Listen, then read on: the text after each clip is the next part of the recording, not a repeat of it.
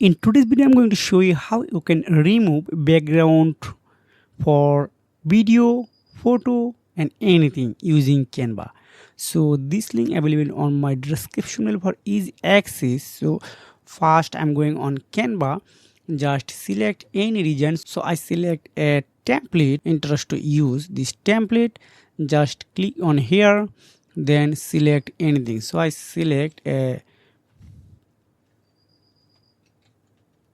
woman, just enter. Here there are lots of women, so you can see this is a photo. So I want to remove background from here. Again back, just click photo, then again click on edit image. Just click on edit image, again click on the Magic Studio background remover. When you click on background remover, you need 1 or 2 seconds for all processing data. Wow, it's already worked. This is crazy, right?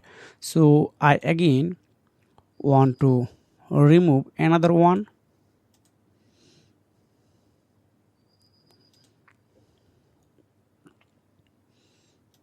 This one. So I want to remove this photo background. Just select this photo, then edit button, again background remove up. Wow, it's already removed. So if you want to more video to type up, please comment below. If you have found this video helpful, like and subscribe the channel. See you again, take care, goodbye.